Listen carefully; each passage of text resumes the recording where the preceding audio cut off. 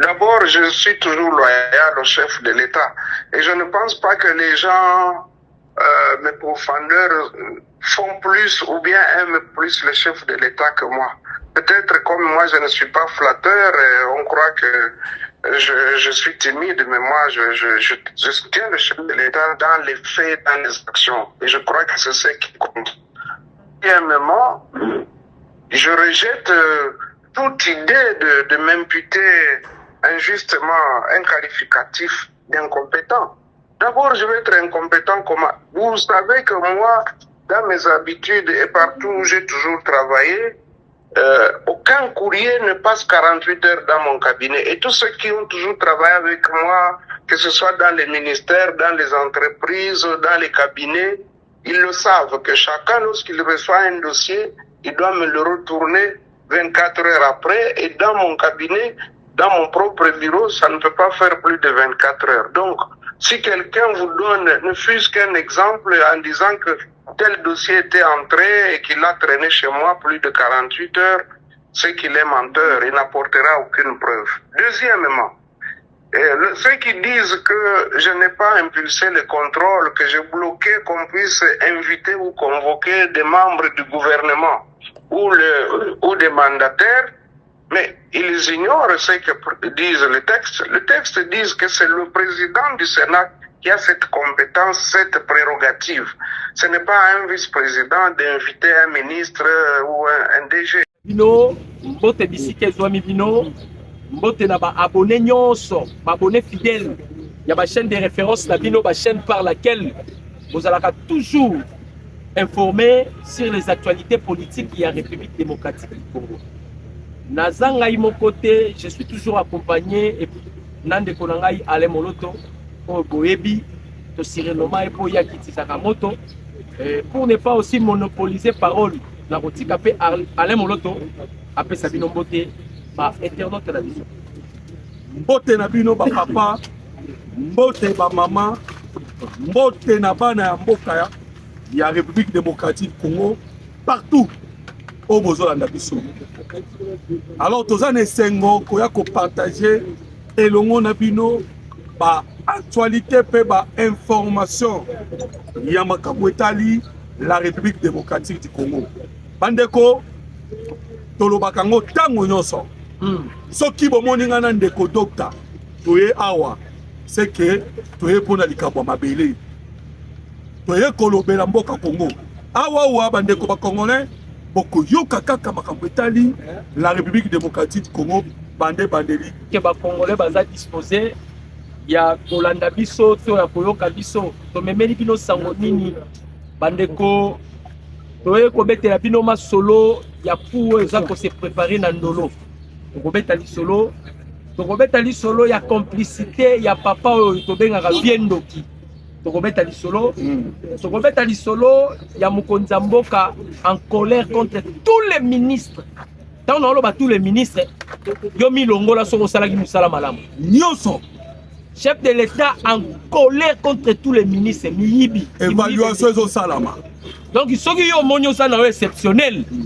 Benga biso, ebisa biso, docteur Moloto, parmi les Miyibi Nganaza exceptionnel, Botala Musala Nangana Salaboye, Musala Nangana Salaboye. On a fait biso toyeto lobele liyo. Mais sinon ba congolais nyonso, ba congomani nyonso, bazolanda biso ba yebi ke Mukonza Mboka za na kanda nde ya ba ministre nyonso. Pona ni ki moyibi le kitoko beta masolo. Toko révéler bino. Bokoyeba ba cop o bango bazali kopeta na kati ya ministère. Tous les ministres. Donc nettoyage des Salema. Sauf l'imprévu. Remaniemé Zali. Remaniemé Zali. Bah ça 50 hein. Bah ça oui. Sur 50 wana. Sur 50 40 ou 42 ba okende. 40 ou 42 ba okende. Baza wana ba batama ba oyiba. Ba batami ba oyiba. Ndenge tobetaka masolo ya o Kagame. Bango kunetali bango te. Toko révéler bino bango awa. Boko yoka. Donc voilà un peu les M23 bloqués. Ozoye baté moloto nanga okende wapi. eza olinda nanga okende wapi sans plus tarder tobandi na lombangu tobandi dossier ya papa oyo baobenga Maradona chassé Maradona Bahati Lukwebo.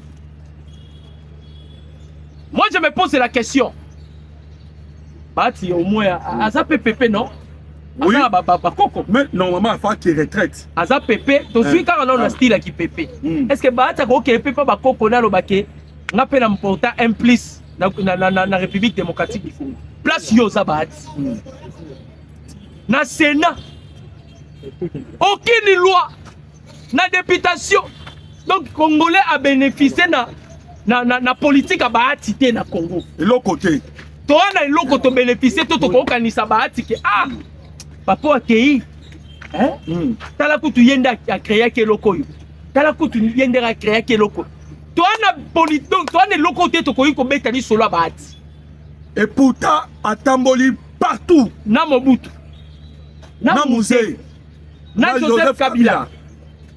Allez, aïe Sousouna, Mokonzaboka, Félix Antoine Tshisekedi. Tous les deux mandats. Tous les deux mandats. Et puis, Ndazana Sili Saraba mandat na ye. Ah. Tozan et locaux te to koyi comprendre pe to dit et locaux ba ça sala. Mais Moutamba en prison. Ah. On peut parler sur la loi Moutamba. Moutamba kokisata 2 ans pas beauté. Mais vous sentez que Moussa les salami. Moutamba en prison. Yo beti 40. Mais la loi Moutamba, le président Tshisekedi a promulgué. Voilà. Une loi portant la création, il y a tribunal pénal économique et financier, donc voilà. Parquet financier.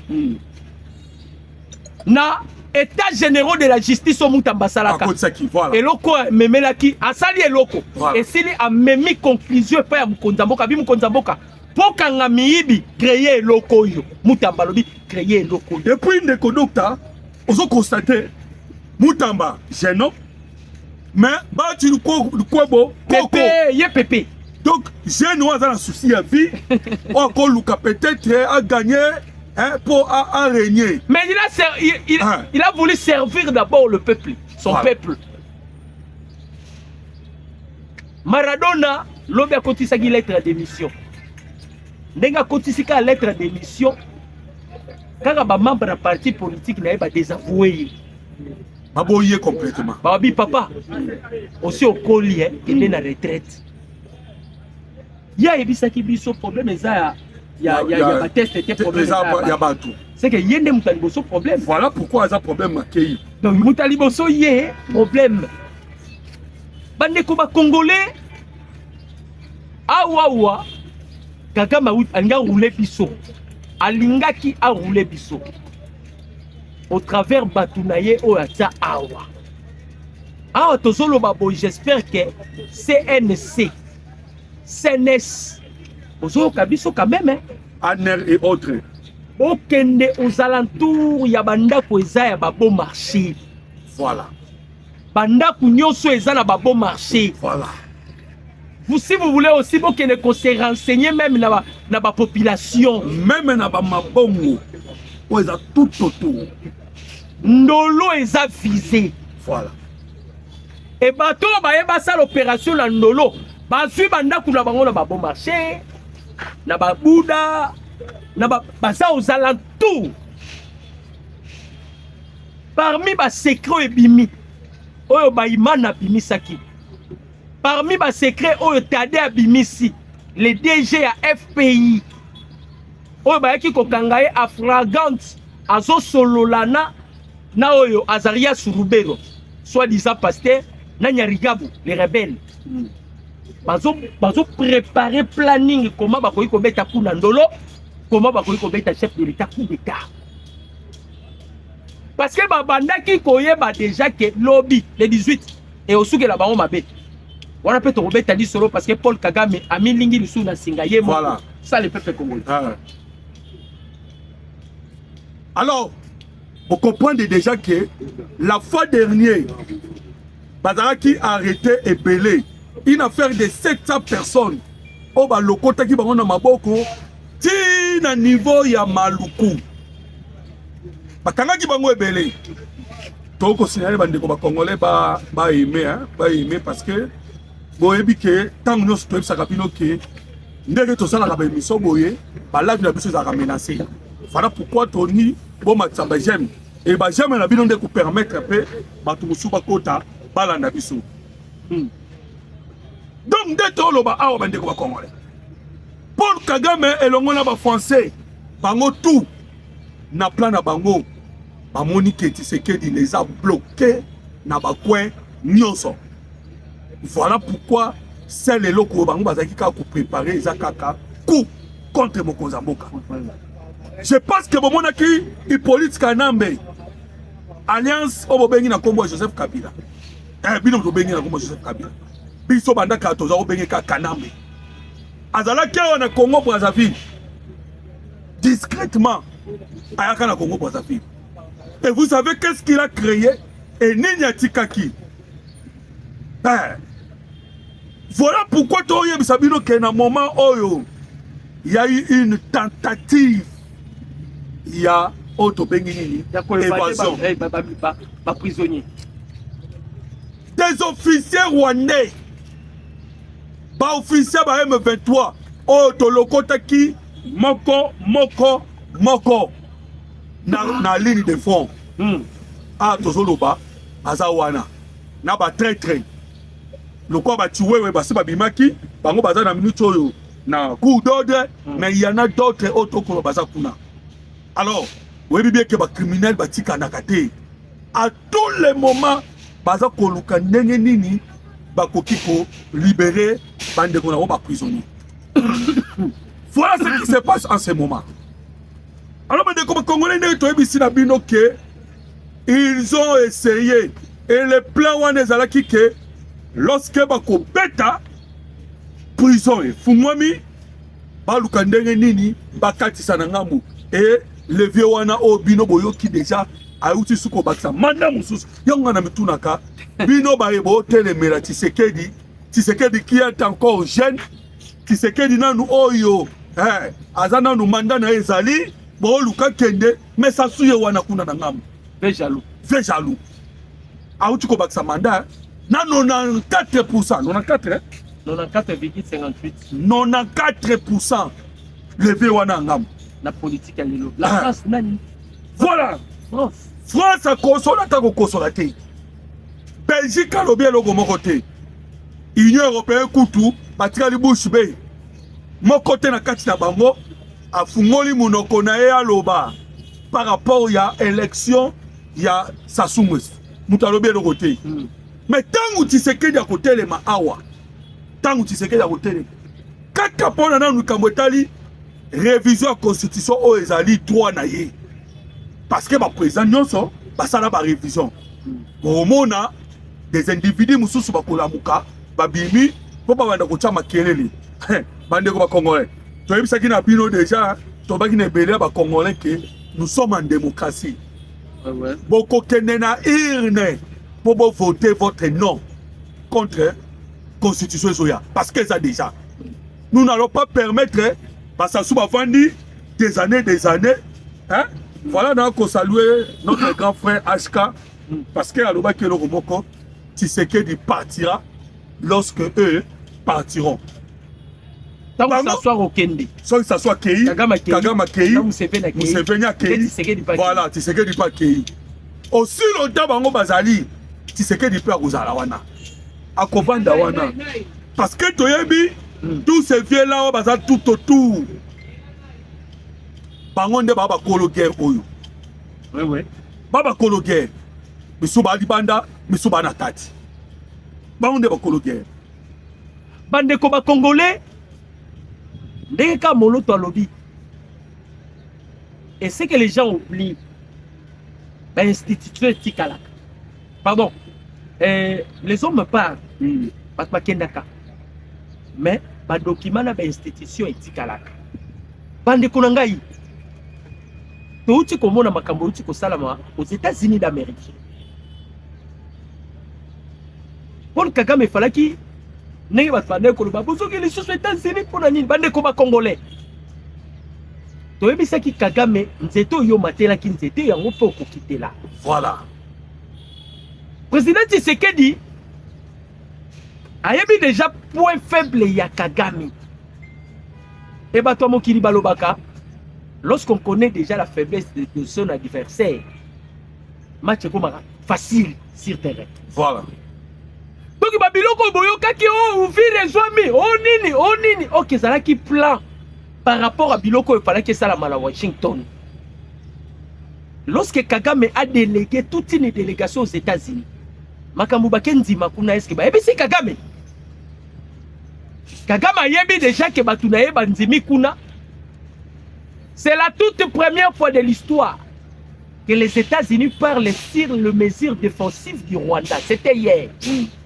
Massa de Boloso au Kagame tela qui espoir. Union européenne au Kagame tela qui espoir. Tobisaki Kagame, professeur Condé Etienne Tshisekedi Abisaka Kabila, tu vas rester seul, toi avec Olivier Lem.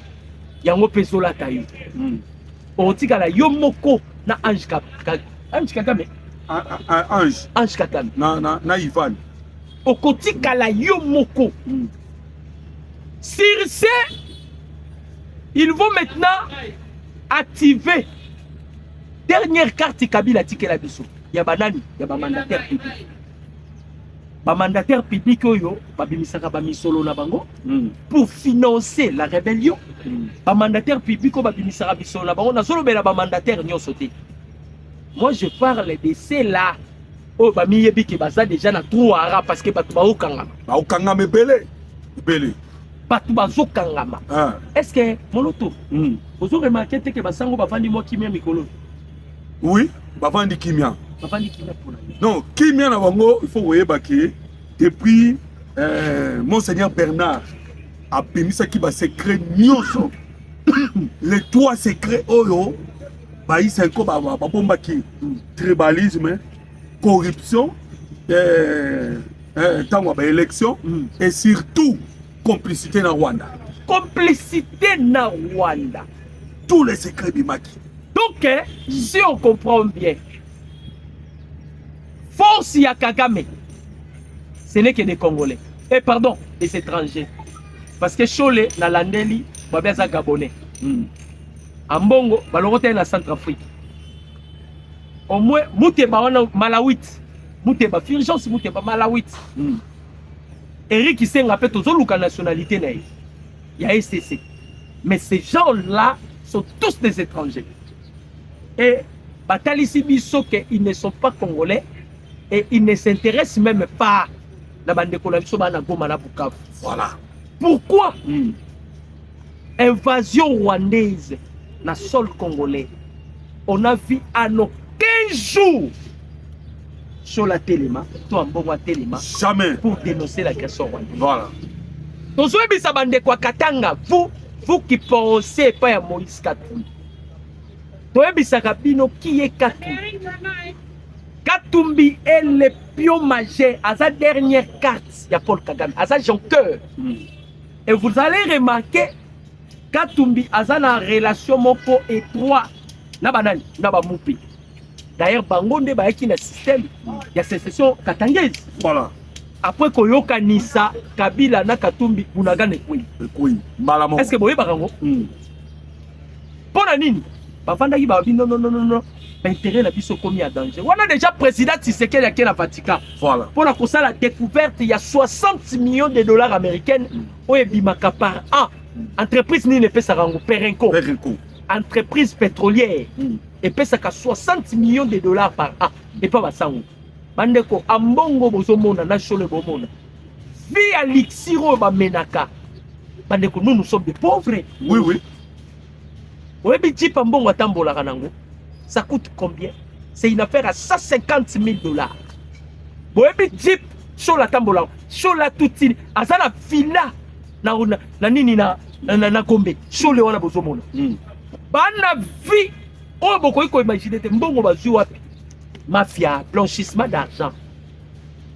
Et puis, lorsque vous avez constaté que sur les babandi kimia, parce que quand d'abord moi zaka Moïse Katumbi. Oui. Et Moïse Katumbi, Tolito ebisa bandeko na biso ya Grand Katanga. Moïse Katumbi atikala kolinga ba Katange te. Parce que na nombre ba na nyonso na bango c'est plus de 10. Abota tana Katangese mon côté.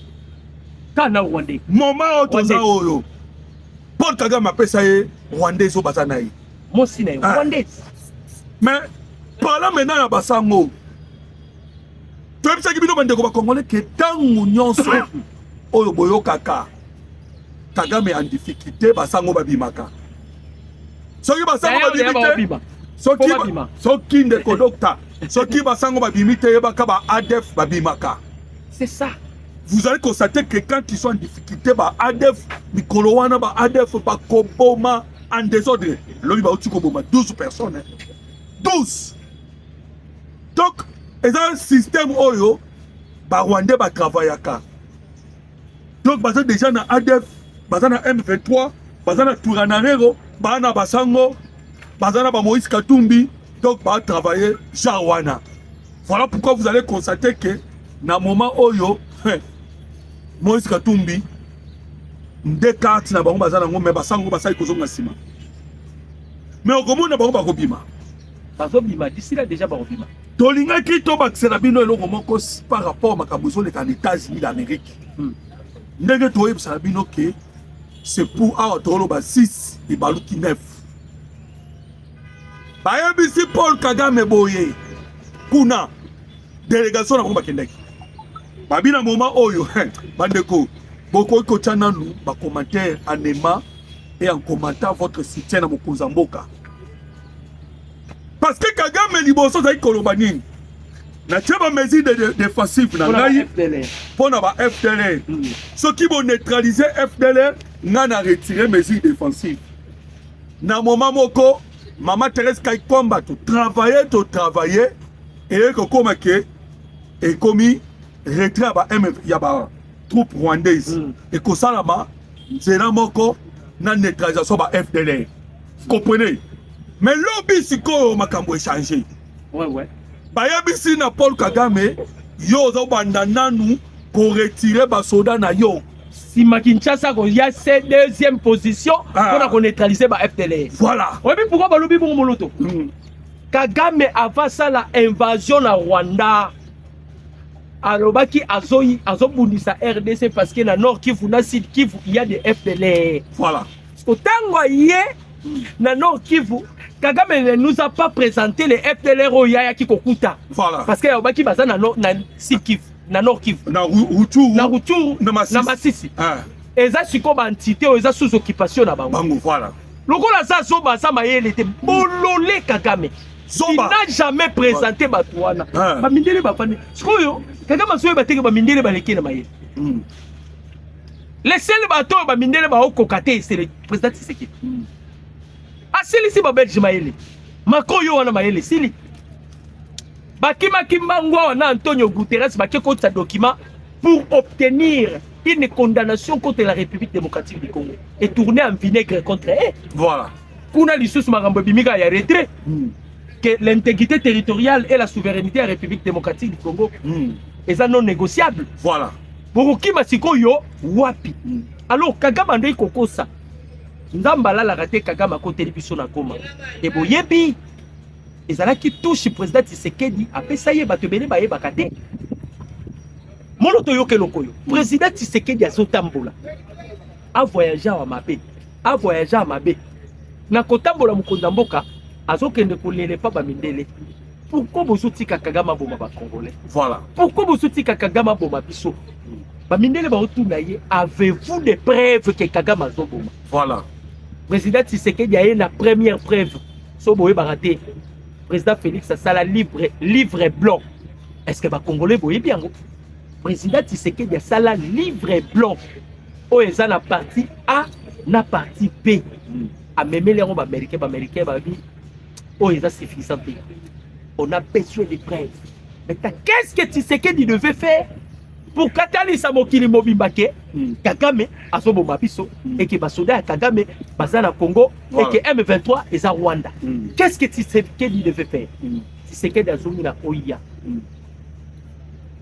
Kimbamvita ye, Kimbangwa ye, et Tshisekedi ye, Lumumba ye. Baebisiye zwa plan oyo salaboui.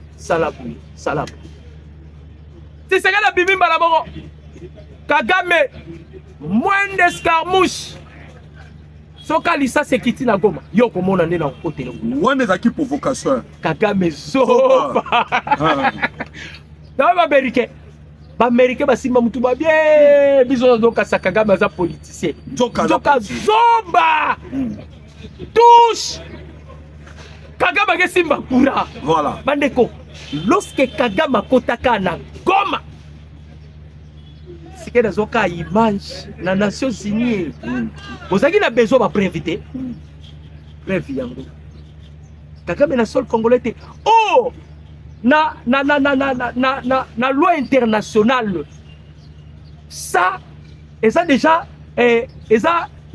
violation ya charte ya Nations Unies ce que Kagame a fait eza violation ya charte ya Nations Unies voilà invasion dans un autre pays voisin c'est une violation ya charte ya Nations Unies sikoyo à côté déjà simbi touche c'est que dans un qui sous poto bandi ko tambola ba bien c'est que toi tu n'as pas de preuve c'est que da lobby à la fin de compte Donald Trump bon oya sikoyo to kata masongo ba kende raté ba kili président Tshisekedi a ABC Trump au monde to signer mukanda on a pesio te jour Kagame a violé voilà na pesio de Trump a lobby ntanzi bien signé président Félix Abi okomona to zongi ce soir tout bolé pour la deuxième fois Kagame akotaka Uvira te akoti na Uvira Ndayishimiye alinga bunda parce que quand vous entrez déjà à Uvira voilà Burundi est aussi en danger Ndayishimiye alinga bunda président Tshisekedi abi koko ya na piège ya Kagame komeka ko bunda te retirer d'ailleurs ba Soudan lelo sikoyo et futi mbuma c'est la toute première fois Moloto États-Unis a parlé sur les mesures défensives rwandaises Baebisi Kagame papa to beti déjà armé na yo to beti basket to beti yo sur le plan économique to tikali ne loko moko to bétail webe loko moisani loba to beti la mo voilà donc ba américain ba beti Paul Kagame na dégâts au saganate ce que tozongi na conseil de sécurité parce que kuna soto qui sont des cloches mususu somo à part obo utu koyoka ki ba yebisi Kagame yo banda ko retirer ba troupe na yo wande RDC akoya ko kota pour neutraliser ba FDLR Kagame azu coup ya makasi bandeko Nicolas Kagame za kotanga d'ici fin mois d'avril bokomona ke doto ba début avril bokomona Kagame ya baucha ipembeni Kagame donc il a la probabilité ça mibale ce qui pena si février et avril voilà M23 babimi Congo te RDF babimi Congo te ndeko na ti avril ici la so Kagame za en vie nga tiki communiquer je vous dis que c'est fini wabi ke ba merke ba ke musika na niveau ya conseil de sécurité ba merke ba lobi boye cette fois-ci Tonzo Bandasko Kobeta par MF3. Ça, c'est les États-Unis d'Amérique. Na conseil de sécurité. Semaine passée, Congrès américain a outil qu'on traitait déjà les mouvements rebelles où ils ont dans Soudan comme état de terroristes. Et bon, il y a les États-Unis d'Amérique. Voilà. Certifiés déjà terroristes. C'est fini. Les Américains ont déjà écrit une charte. Voilà. Il y a des Américains que les États-Unis ne peuvent en aucun jour négocier avec des terroristes. Et ça, statut au Baoulou qui est le M23. Voilà. Pour Sakana. Et puis, il y a Moussikate. N'a pas Kagame Ndimi. Pour Kagame Midingi Lissous. Voilà. Pour les places à Okima. Maintenant, il va quitter la Skoba. Ils ont quitté là-bas M23, docteur. Donc, déjà, Beti Kagame, qu'il y ait temps d'ici fin mois de mars. Abima. Ce cas d'imité, va traiter Sikoyo, M23 comme un mouvement terroriste. Mais Bobo Sanate, Afrique Maza déjà. Babla Kouater Bazawa. Donc les Américains ont disposé tous les moyens. Les Rwandais, nous sommes se retrouver dans le sol congolais. Nous considérer le col à groupe M23. C'est là où maintenant on dit que nous sommes et ça blanc quitté. Na Africom. De comment tout le kinga de Africom. Yo quand quelqu'un va américain. Ba bengi na nous ba délégation boya. Kagame on te donne la toute dernière chance. On a le quoi dernier avertissement. Toché ba sanction, mais ba sanction toché. Quand même Kagame mango moi ndabo bolingo na moni pas américain en français, on dirait ça. Non, ndabo bolingo ça par rapport à quoi? À Congolais faut boyeba. Na kati Afrique mobimba. Aucun président a servi ba mindele lokola Kagame. Voilà. Kagame zo soit 1%, zo pesa ba mindele 99%. Wana libuso. Yami balé pourquoi les Américains bazo madouiller Kagame. Kagame est considéré comme un citoyen américain. Il a fait tous ses études aux États-Unis. Voilà. Donc c'est un pion c'est un robot que les Américains ont préparé, ont fabriqué. Voilà. Pour piller le Congo. Donc Kagame a été créé pour piller le Congo. Bah j'aime ma bande de présents jusque là. La bande de Konabiso, s'il vous plaît. Vous avez déjà belé, sont beaucoup pour renforcer ma parce que on sent déjà live comme un kilo. Live comme un kilo. Donc là-bas, on y a sur ma côte qui bosani pour aimer, pour bandara d'abord pour aimer, pour sécuriser notre église. Naïbe belé bazana ba bosani, pour aimer, pour tindika live. Voilà. Donc, vous avez maintenant compris que quelqu'un va marquer ça, c'est clair.